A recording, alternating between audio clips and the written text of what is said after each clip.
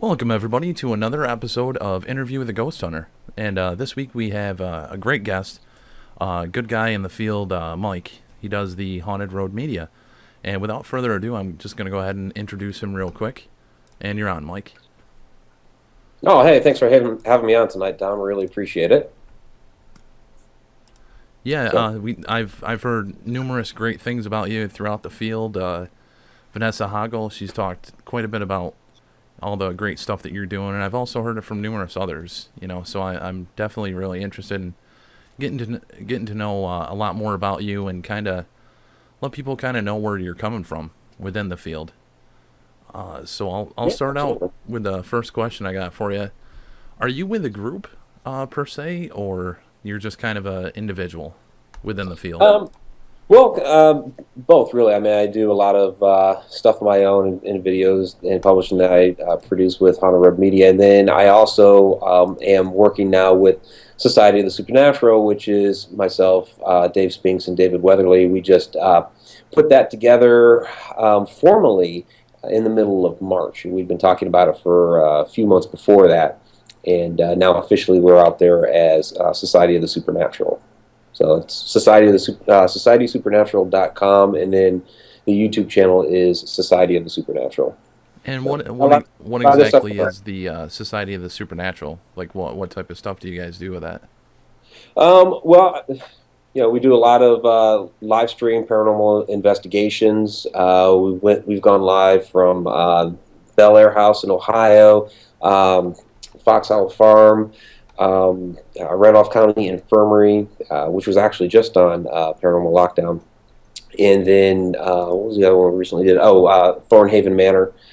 So then we got a bunch of stuff coming up later this year that we're putting into the works. And then about how long have you been investigating or been a part of the paranormal? Well, my first quote unquote official paranormal investigation was when I was about 16 years old. We were investigating a friend's house, local in high school. So, granted, we really didn't know a whole lot about what we were doing at the time, but that was about 25 years ago. Because I'm 41 now, so kind of off and on doing stuff for a while in between there. Of course, I did the books and the publishing and a lot of research articles, things like that. And it's really kind of since I published the first ghost book or got involved in the publishing process of that 10 years ago, it's kind of really ramped up since then. I've gotten a lot more involved since that point.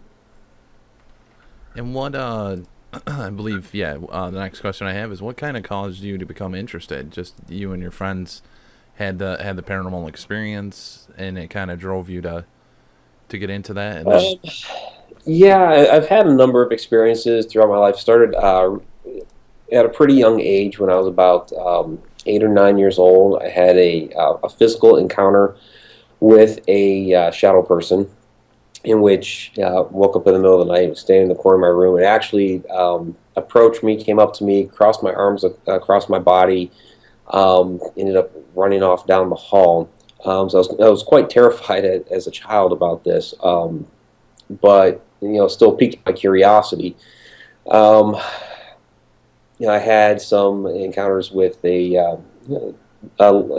more, I don't know, I say more innocent uh, shadow person at home I ended up moving to in Ohio. And then, just other things kind of piqued my curiosity. Like my mother bought me a book by Hans Holzer when I was 13 years old. And so I was fascinated by that. And, really wanted to learn more about his work and, these, true, real paranormal encounters. And it's just kind of, steamrolled from there. I mean, that's kind of my early roots. a question I like to ask everybody, because everybody kind of has those really interesting stories that they don't get to tell too often. Is there a particular story that kind of happened to you within the field, negative, positive, whatever it may be, but it really stuck in your head and something maybe you'd like to share? I mean, there's a lot of things. Oh, what would be a good one? Just recently, like when we were at Thornhaven Manor, chasing a red ball of light around. Um, I'd never really quite seen a ball of light like that before. Um, I don't know. Stone line in, I got almost knocked out by a wave of energy. Just there's a lot of different things. Yeah, the Samuel Mudd house. You know, I was walking through with one of the docents as he was opening up the home, and he's just kind of telling me some of the stories of the place. And one of them that he was talking about was how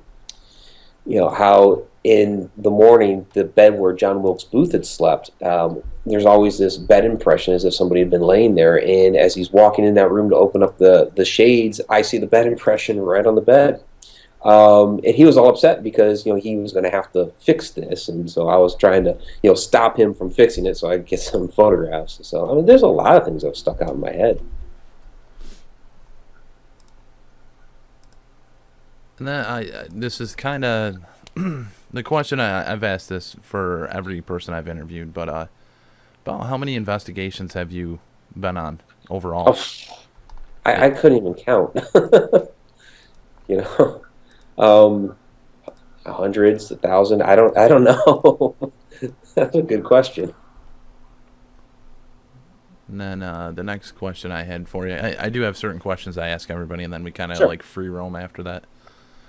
During an investigation, is there certain equipment that you prefer to use? Like, is there K2 meters or handy cams or thermal? Like, what type of equipment do you prefer to use on an investigation? Yeah. I always make sure to keep my audio recorder on me. I keep my camera, a video camera. Excuse me. Something that people don't normally think to bring that I'll usually try to remember to bring along is a notepad and pencil, just to take some notes about things that are going on, or maybe at a particular time. And it's to me, it's a little easier to kind of cross-reference the evidence that you collect if you have some notes to go along with it. It might jog some memories or help you to kind of quickly reference some different things better. I do have a K2 meter and a mel meter, and I usually bring those along. Those are kind of to me kind of hit and miss when I use them, but and that was another one recently at Thornhaven Manor where it had a K2 meter and mel meter sitting side by side, and there was this chair with a doll, and we thought we had a little girl over there by the chair, and the K2 meter was going off like crazy, and mel meter was absolutely zero, and they're right next to each other, and they're supposed to be measuring the same thing, the EMF. So I'll bring those along just to see, if we get anything else. I kind of like using things like a little bit more lately. I've been using things like the SB7. I didn't used to use that so much, but kind of here lately over the last few months, been using it a little bit more. So I'm always up for experimenting with additional equipment as well. Yeah, I think the spirit boxes they weren't really used very much throughout the field, and now within the past year or so, I think a lot more teams and individuals are starting to use them more. I mean, there's Yeah. definitely some relevant responses that I've even seen personally myself, plus other investigators have as well. Oh yeah, yeah. Back in October, investigating a speakeasy out in Hartford City, Indiana. Between we were trying a lot of different devices, and between SB7, we had the Ovilus, I think it was the three, and then some of the different ITC apps. We were getting a lot of the same responses to the same questions. So it was really nice to get that confirmation of the interactions through all these different tools. So we kind of knew we really had something there. And then what I asked this question because I've seen it with numerous individuals, even people I've worked with personally. And you kind of see the investigator that likes to investigate, and then you see the investigator that likes to go through the research. It's very rare to find the individual that likes to do both. So the question is kind of what do you find to be the greatest part of doing an investigation? I'm one of those that do both. I love the history and I love the research, and that's a big part of what my books have become.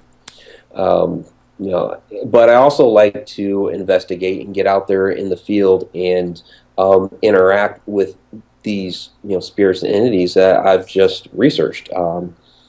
You know, to me, with I mean, these most of what we're dealing with are human spirits that once walked the earth, and I try to do what I as best I can to treat them with respect. I believe that they have a story to tell. There's some reason that they're here, and I think a lot of times they want to be heard out. So I go through the research to find out who these people are. A lot of times, even at these historic locations, the story of these people, you get a couple of snippets, a couple of one-liners, and you get like maybe a general idea of who they were. And I'll dive into the research to find more specifically their backstory, maybe find out about some other people that had once been there, and then take that into the investigation and really try to bring out that story and that interaction with the entity that's in the person that's actually there. I've gotten some, to me, some really good interaction, with these spirits that are there from, just doing the research that I've done. So I like the interaction with these people that once walked the earth. No, that's awesome. As I said, I mean, I've seen it both ways. I've seen it with people I've personally tried to work with, and I've seen it throughout the field where some people they really it's focused with being very interested in the thrill of investigating more so than trying to find who they were or why they're there. So I mean, it's good to see that other people are out there as well that they Yeah, enjoy both aspects. absolutely. And if there's any new people that might be interested in joining the field, is there any tips that you might have for them? Um, yeah, I mean, definitely, to me, do your homework, do your research. Make sure you're protected going into different places. Get with a, try to at least, get with a team that's pretty well seasoned that can kind of, take you under their wing and show you the ropes. There's a lot to learn. I know that, you know, take what you see on TV at face value. You got to keep in mind that it's entertainment. So what you see on TV is not really what happens in the investigations, and be prepared for a lot of sitting around. There's times where you're just getting no activity whatsoever, and you have to be patient sometimes. Yeah, I mean that's actually where the show kind of started from. Was you see all the TV shows, you see all the entertainment value that's out there, Yeah, and there's not a lot of stuff where you see the real raw truth of what the paranormal is. So I kind of saw that, and I there's some people that a lot of people don't even know that are doing the paranormal, whether they're local or globally, and that's where the interview of the ghost hunter kind of stemmed into play because you want the real raw story out there, especially for people that may be interested within the field. right, exactly. And what is your viewpoint on? We did kind of go over this a little bit, but spirit boxes. How do you feel about spirit boxes? Um, yeah, I mean, like I was saying before, I've gotten some good interactions with them. I started off as a skeptic on spirit boxes, and I still take a bit of a skeptic's viewpoint on it. I'd like to be able to confirm through multiple means what's coming across on that. Even though a lot of times, pluck the radio bits off of it, I still tend to believe there's a bit of a bleed over. Um, but that said, I have gotten some good interaction with them, and they're a tool. Just confirm it with some other devices. And then the next one I have is what about Ouija boards? You as an investigator or an individual, how do you feel about them being used in the field, or the relevancy, Yeah, I guess? I've heard I've heard too many horror stories about uh, Ouija boards to really get mixed up with them myself. I've heard some good stories as well about Ouija boards and spirit boards and people who use them regularly. Um, but I've kind of shied away from them for the moment. I think a lot of them are very beautiful. I like some of the artwork of them, and the way some of them are constructed. And yeah, it's something I'm not going to toy with at the moment. Maybe I'll change my opinion down the road. And have you ever used any of the applications, like the Spirit Box applications, or like the SLS? Any of the devices that are kind of application based. And I have not used SLS. I'd love to try an SLS. I think they're pretty interesting. I'd love to try an SLS. I mean, I've tried a couple of apps. I think I had one on my Kindle that I tried out, and it was all right. Got some decent responses on there. And again, it's kind of like using those apps to confirm or try to correlate what you might be getting across on a on a spirit box to see if you're getting similar responses to the same type of questions. So they can be useful in that regard. and what would you say you feel is probably the worst thing you ever came across within the field? The worst thing as far as like nasty entity. It can be either way you like to go with that. I mean, I've even asked Um, that, and some individuals have said the field. Some of the people in the field.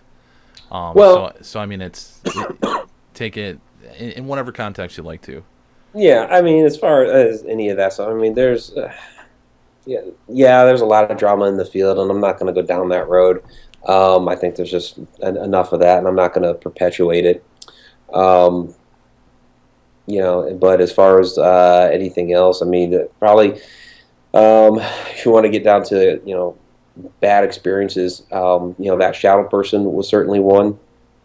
A few months ago, there was a just a situation I just wasn't prepared for. I was at a location where I was there for something completely different, and we just happened to be in a place that was, the energy of it was very, very dark, and I could see I was basically sitting in a car and talking and trying to talk down the situation, and through the side mirrors, I'm seeing these small shadow beings approaching the car. In the woods in the back, I could see the shadows moving. I was like, where are we? It's not a good situation. So we ended up getting out of there, but yeah, it was just something I wasn't prepared for, and there it was, a dark place. So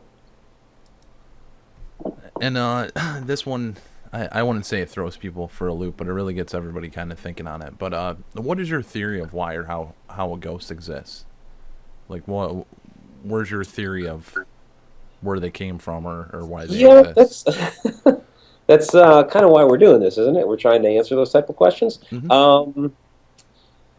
Yeah, it's a tough one to answer, because there's the theory that it's a spirit of a human being that maybe they still feel like they have something to do, maybe they've gotten trapped, they didn't go to the light. There's all of those type of ideas. I also like the idea that when you pass away, maybe you've just entered into another dimension. Maybe time doesn't necessarily exist the way we believe it exists, and time is perpetual, and we're experiencing, these ghosts as they are experiencing us as ghosts. So I think there's a lot of interesting theories out there, and part of why I do this is to try to get some answers to those. And then, actually, I'm not seeing too many questions from the viewers and so forth yet. But Okay. what's your thoughts on demonology within the field? I mean, I Well, just kind of throwing it out there. I mean, a lot of people use the word demon or the yeah, devil and Satan. I'm just curious. Have I you think really yeah. found anything substantial with what you're doing, or? Well, I mean, I believe demons exist, but I think people are kind of overblowing the word demon right now. I mean, the word generates buzz.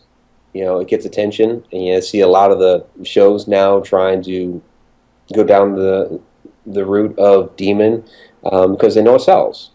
Is and that's what TV does. They're going to go with what sells. So, I've I've seen people claim that they've been demonologists since they were 12 years old. Um, I have a hard time believing that. I believe there's a lot of people out there that claim to be demonologists that really aren't. Maybe they're well educated on demon lore and things like that. Um, but I think we need to be, careful going down those roads and dabbling in that. Their demons do exist. They're not as common as some people now are trying to portray them to be. Um, but I think we need to be very careful because continuously talking about demons can cause an effect where you're going to bring them to you, and that's not a good thing because they are very dangerous. And actually, Sarah did pop in with a question. I think you kind of went over this early on. Sure. If you ever felt you were attacked by an entity or entities, was her question. If you ever felt that you were If I attacked. ever felt attacked, well, certainly with that shadow person when I was um, about 8 or 9 years old, I was certainly attacked there. There was the time Stone Line Inn where I was hit with this massive wave of energy and almost passed out. I don't know if I was necessarily attacked, but just the fact that I almost passed out from it, um, it was kind of it was a little crazy. It was I was just doing a sweep with a K2 meter, and all of a sudden K2 meter spiked out to red and just got nailed with this wall of energy. It's kind of crazy. Um, aside from that, those are probably really the two significant times. There's probably some other times I felt like a little. Well, okay, I'll say this as far as in my sleep. There's been a couple times in the middle of the night where I felt like this is as an adult. It's only happened maybe 2 times where I felt like something was trying to get inside me. Um, so those couple times there, I would say I felt attacked as well. And I do see another question popped up, and Yeah. I'm going to kind of knock two questions at the same time. What's your bucket list of places you'd like to investigate? My bucket list. Yeah. A lot of international stuff. I'd love to visit the catacombs in France and in Paris, the Paris catacombs. I'd love to go check out a lot of stuff in Scotland, Edinburgh. Great locations there to investigate. Stateside, I want to check out the Anasazi ruins. I think there's a lot of supernatural energy that's associated there. So yeah, I've got quite a few places that I want to go. And then the question that did pop up was, what was your favorite location so far that you have investigated? There's a lot of them. But I always come back to Stone Lion Inn, just because to me, it's the epitome of a haunted house. You just walk up to it, you look at it, you're like, yeah, that's a haunted house. And when you just first walk into it, you get that real creepy haunted house vibe. There's nothing ever like stays still there. The boards are always creaking. You hear footsteps all the time. Doors seem to always be opening and closing on their own. It's a really cool place. It might not be the most haunted location in the world. There's a lot of places that I've been that are far more haunted, but to me, I just love the ambiance of that place. And you do have a YouTube channel. It's Haunted Haunted Media Road, or Haunted Yeah, Road Media. yeah. Yeah. And I'd love for you to talk a little bit about that, so everybody could kind Yeah, of get to sure. know a little bit more about that. Yeah, Haunted Road Media. I have a lot of different paranormal shows on there. I'm going to be after we're done here, I'm going to be releasing a new Paranormal Roads, which features a number of cemeteries and creepy houses in Western Illinois, and also a final farewell to the Goldenrod Showboat. Um, so yeah, Paranormal Roads is one of the shows that I do on there every Friday night. Well, most every Friday night, I do a Friday night Ghost Frights, which is I'm telling some ghost stories and showing some evidence. I have a bigger show in there called Ghosts and Legends, which is a documentary type show. Um, and I do a Mike's Morning Mug video blog on there as well. So I have a lot of different types of shows on there, mostly paranormal related, and usually at least two a week I put out on there. So that about sums up the channel. And then you also you publish books under the Yes. same name as well. Yes. And I'd Yeah. love for you to talk a little bit about that too. Yeah. Yeah, the other side of Haunted Road Media is we're also a book publisher. So we have a lot of great authors that are signed with us that have already published books. Vanessa Hogel, Adam Tillery, Kat Gash, Paul Johnston. A lot of great books, a lot of great experiences. And Adam Tillery is also a fantastic artist. So he's got a lot of great illustrations in there. Got some books coming up. Lee Ehrlich is the next one that's coming out with a book, and his is kind of interesting. He does underwater paranormal investigations, but this kind of starts with his beginnings as a child and working its way on up. And it's kind of a charming book, and then it gets into the paranormal stuff. So yeah, we're always looking for additional talent and great writers. And if somebody was interested in trying to get published through you, just is there an email for them to contact you? Yeah, just go to the website, hauntedroadmedia.com. There's a contact form. Just contact us through that, and we'll be in touch. And then Sarah A asked, would you agree that the paranormal attacks usually that are happening are more subconscious than being rather than it being physical? Like most people, when they're talking about a paranormal experience where they got attacked, it's usually kind of seems like it's more in the subconscious than in the physicality. I've seen it go both ways. Yeah, certainly it can get into the subconscious and start messing with your mind. But I've also seen the physical attacks as well, scratches and people being bashed over the head with phantom shovels and things like that. So. It does go both ways. Certainly there are, and I think the physical attacks get, of course, glamorized because it's something you can actually see, and when it comes to like a television show, then that becomes the big deal. But certainly, some of those entities that are a little more on the nastier side will try to get into your psyche and mess with you there while you're investigating. That'll happen, sure. And what type of books? Because I know you've written books as well. What type of books did you start out writing instead of the paranormal ones? I know you said you were writing a bunch. We talked about it earlier. Yeah. I've been writing. Well, we were talking earlier, and I've been writing since I was in the second grade. And it started off with mystery stories. I really liked the Encyclopedia Brown books when I was a kid, and so I'm kind of dating myself a little bit. And so I would try to mimic those and make my own little mystery stories. And I also wrote little ghost stories and things like that as well. So my first couple of books were actually mystery novels, Deadly Airs and System of the Dead. System of the Dead was actually released after my first ghost book. But my first book was actually a mystery novel. And then I had some paranormal short stories that were out there. And then the opportunity came up for Ghosts of Maryland, which is a nonfiction book. And so I jumped right on that and started researching, and it's kind of snowballed since then. Now, with some of I'm probably getting in a touchy aspect here, but with some of the books out there, like within the paranormal,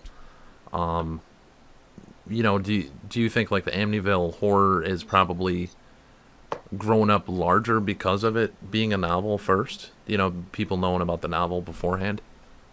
Well, I mean, it's notorious because of that. Right. So, I mean, that's a classic horror tale. Now, the novel, I believe is a work of fiction, and I know that's controversial, but that's my take is that it's a work of fiction. I didn't necessarily believe that when I was a kid. I was in high school when I read that, and it's actually another one of those things that kind of inspired me into the paranormal. Was after reading the book, I wanted to go to the house and check it out and see what really happened there myself. Um, but I think it's as far as like influence. It's piqued people's curiosity like it did for me. But I think what people need to do is research for themselves the truth of these different locations.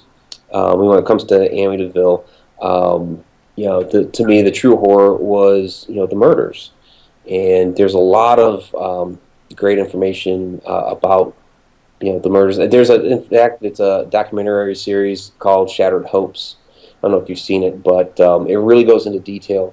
The DeFeo family, their mob connections, the domestic abuse, all of that, and then it does get into the story that the Lutzes put out there. So, a lot of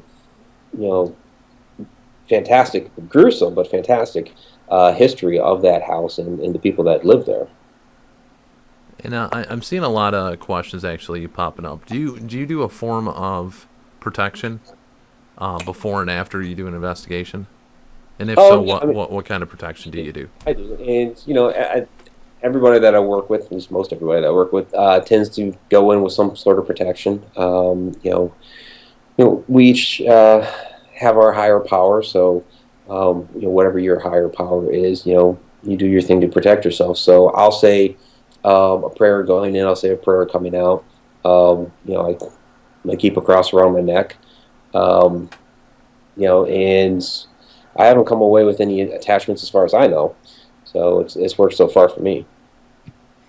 For new inventions and for new items coming out in the field, is there something that you would like to see in time, like a device or just something in general that you'd love to see, just out of curiosity? Um, Something I would like to see. I mean, something that could just, point out, hey, ghost right here. That was, definitive and actually, showed it. No, it's a good question. I think a lot of the technology that's been coming out is fantastic. Like I said earlier, I'm always up for trying new things. So, yeah, I mean, I think it's all ultimately trying to do the same thing, which is, detect these spirits and phenomena around us, and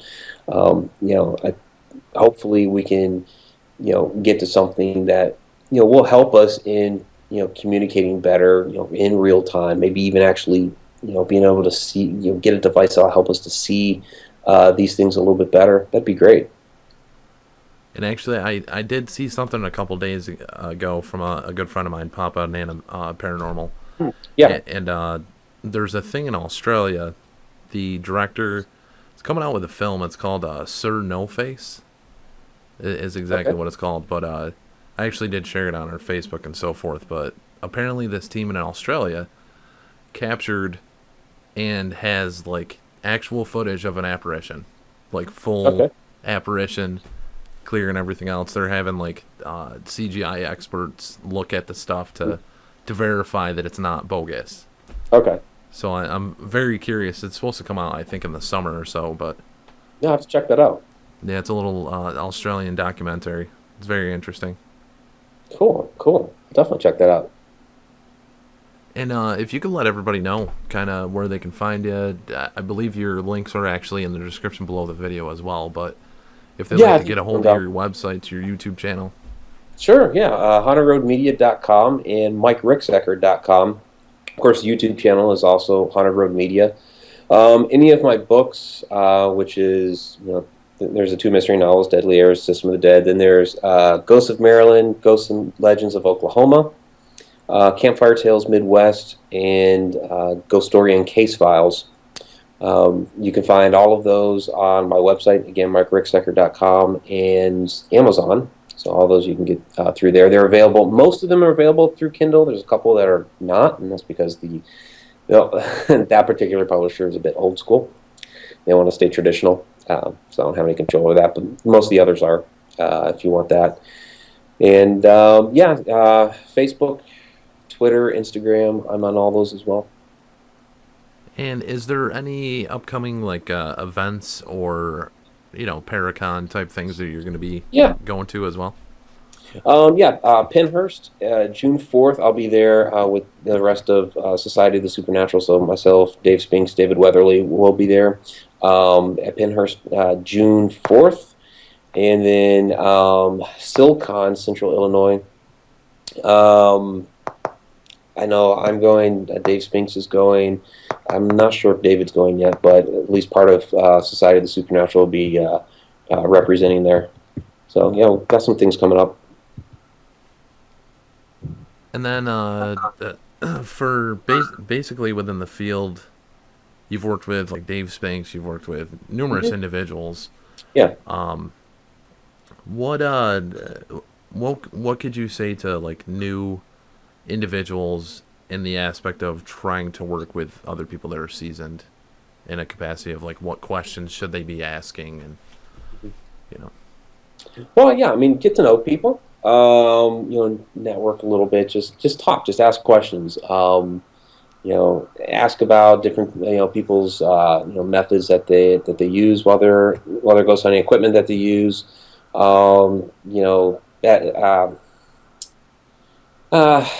Maybe best questions that they ask during like EVP sessions and things like that. Just kind of get a feel for how things really work with real investigators. How it works during a real investigation, not necessarily on TV.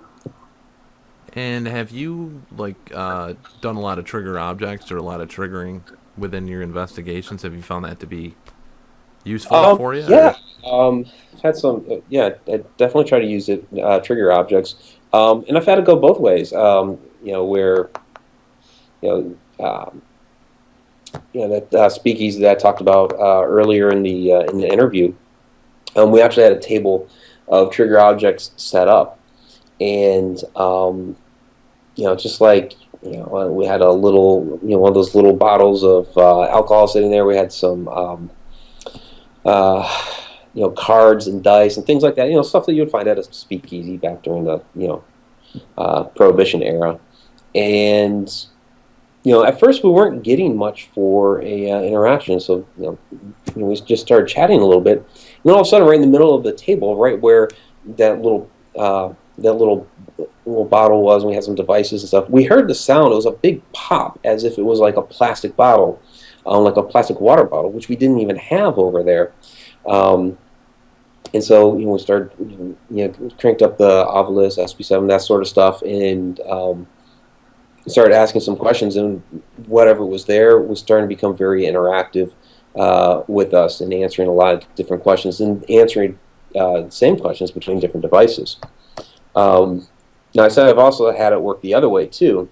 When we were at Fox Hollow Farm, one of the more interesting things about that place, and for those that are not familiar with it, it had once been the home of Herb Baumeister, who was a serial killer.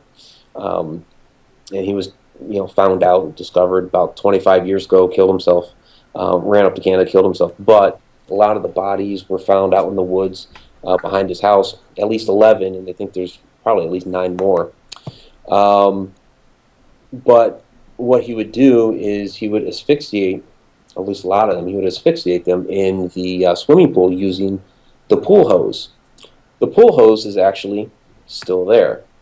And so I took that hose and went out by the pool, and because I was trying to be respectful, it's still, the house is being lived in, and didn't really want to rile up much with the spirit of Herb, who's there, because I didn't want the family to get hurt in any way. So instead of trying to rile him up, I was trying to talk to the victims that may be there. And Now think about this. I'm standing there holding this hose that they may have been killed with. Um, Needless to say, they did not talk to me. So it was a trigger object working in the reverse way in that it triggered nothing. It triggered no response whatsoever. Because I'm holding the thing that killed them, they're not going to want to talk to me. And for individuals interested within the field, I know you said do a lot of research. Is there simple ways to do that research to find the history of a location, either by going to a library, or is there like a certain website that maybe they could use? No, I mean, there's a lot of different things you can do. What I usually start with is going to something like the county assessor's website and putting in the address. You can find out, depending on the county, the state, all that stuff. You can bring up some interesting information. You usually get the most recent owners. A lot of times you might be able to get all the owners dating back 100 years. Like when I lived out in Oklahoma, they were actually pretty good about that, and I could actually see the records and the deeds of the people that own the property, dating back about 100 years, even back to when the land had been owned by the Native Americans, which was always their land, of course.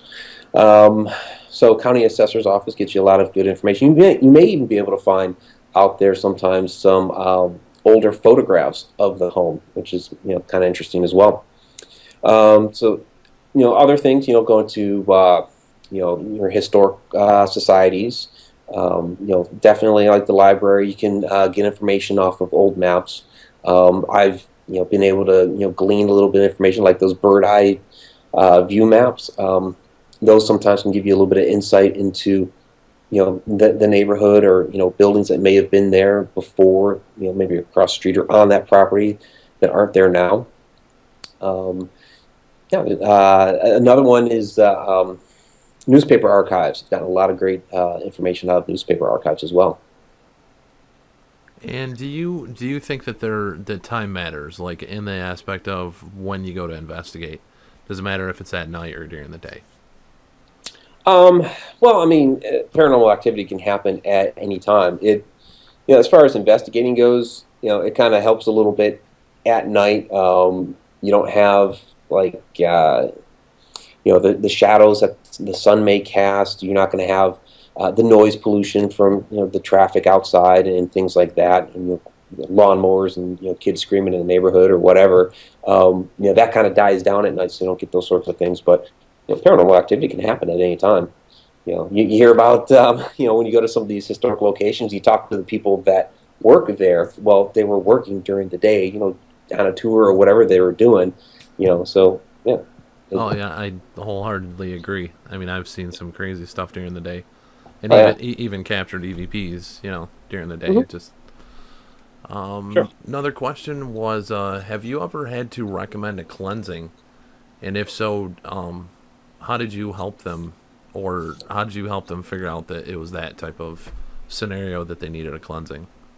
My, I guess, most notorious cleansing would be the Edmond, Oklahoma case. It was featured on The Haunted on Animal Planet. It was the Monster in a Closet episode. And that was, we'd been to investigate that home about 5 times. Of course, the way TV shows it, they make it look like it was one, but we were out there 5 times, and there was a lot of problems that was going on with this family that had been going on for like 20 years, and they just never talked about it until just before they got in touch with us. And so you had all of this buildup of different things that had gone on, and the one girl there, Taliesin, was having a lot of problems, to the point where something was beginning to influence her. And so, we had Carl Johnson come out there and help us cleanse the house. That's what they wanted. The family asked us to try to do something to get rid of this thing that was terrorizing their daughter and otherwise disrupting the family. And so, we brought him out there, and it was a very, very crazy night. But we were able to successfully cleanse that home, and we kept in touch with the family for years afterward, and they hadn't been having any problems last time I talked to them. And I think that's a valid point. I'm glad you brought that up. A lot of teams, whether it's a public location or a private location, should always check, make sure, after they've done a case, look on the individuals. Yeah. Honestly, out of all the people I've interviewed, you're the first to really kind of bring that up. So, Really? Okay. yeah, but I think it's a huge thing that should be Oh, noted definitely. for sure. And I'm not really seeing too many more questions popping up on the chat. Uh, is there any other big projects coming out that you'd like to make an announcement for? And then just give another final shout out for where they can find you and so forth. Yeah, well, like I said, after the show, I'm going to be uploading the new Paranormal Road. So I just encourage everybody to come out to the come out to the channel, Haunted Road Media. Check out what I have there as far as the different videos. Also, check out Society of the Supernatural. Those investigations I was talking about earlier, we had live streamed those. So there's a lot of great footage there. In fact, the one at Randolph County Infirmary, just watch the first half hour of that. There's all kinds of crazy stuff that's going on. So yeah, haunterroadmedia.com, the channel, MikeRicksecker.com. You can find all the books there. I do have a book projects that I'm currently working on. My Ghost Story and Case Files book, I'm coming out with a black version of that this summer, and that kind of goes behind the scenes of the cases that are included in there. I think that about sums it up for now. All right, Mike, I'd like to thank you so much for coming on and letting everybody kind of get to know you a little bit better. Don't forget to check out. You having me down. Don't forget to check out, subscribe, and like his channel, and definitely check out some of the books. I've seen the reviews for Vanessa's books and some of the other ones, and they're astounding. So definitely check that out. Check out, and if you're interested in writing, contact Mike, and he'll see what he can do for you. But again, thanks everybody for tuning in and viewing. Don't forget to head over there. You can find his link for his channel, for his Facebook, everything in the description below. And hit him up, give him a like, give him a subscribe, and check out some of the content he has out there. So thank you, everybody. Have a beautiful night, and enjoy the rest of your weekend. Have a good night. Thanks again.